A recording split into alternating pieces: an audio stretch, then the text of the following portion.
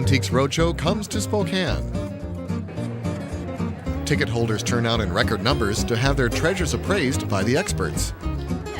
And many of those appraisals will be featured in the upcoming season of Antiques Roadshow on PBS. But what does it take to bring a network production like this to Spokane?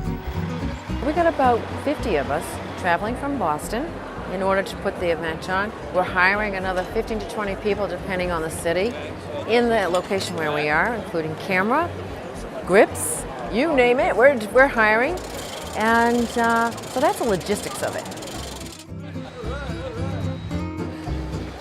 The day before the event, roadshow personnel and local crew members set up the backdrops, lights, and cameras. We need 100,000 square feet of space. We can do it with a little less. Backdrops are set up in a circle. The cameras are placed in the center of the circle so they can easily turn towards any of the 3 appraisal tables. The setup process takes several hours, and when it's done, the cameras will be looking at the familiar roadshow set. When the big day arrives, so do the ticket holders, with their items to be appraised. Spokane Transit System helps out by shuttling attendees to and from the convention center. We're excited to go to this show. Because we drove from Portland to come all the way up here, and we have some neat things we want to show them.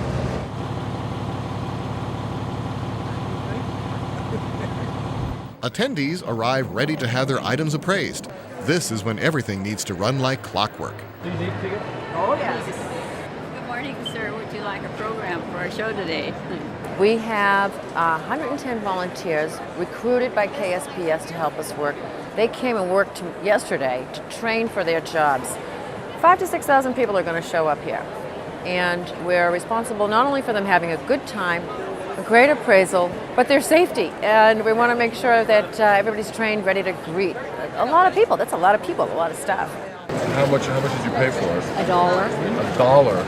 It can't go wrong for $1. Things do run smoothly, but they also need to look good on camera. That's where executive producer Marcia Bemko really gets busy. Really what I do all day long is walk around on the floor along with 2 people who work for me full-time and listen to the stories and decide whether or not to tape the object. It's a hard job because everything is interesting. It really is hard. So we have to say no to about half the people we talk with we can't capture any more material. We just can't do it. Even if they don't get on TV, attendees get to see the process of making a TV show. And that includes watching host Mark Wahlberg tape his segments for upcoming roadshow episodes. People expect me to say my favorite part is seeing all the antiques, but really for me it's seeing all the people. I have such a good time. I mean, people don't see behind the scenes, but when I'm taping all of my stuff that goes in the show, I get to hang out with all the people in line. And even when I'm done with the day, I come back and hang out, see if I can learn something from the appraisers. It takes a lot of work and a lot of things coming together at the right time to make Antiques Roadshow happen. And the proof will be in the programs. 3 full episodes from Spokane, which will air in the upcoming season of Antiques Roadshow on PBS and KSPS. Hopefully the guest has something to learn.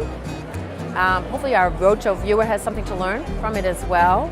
And that there is some conversation to be had there.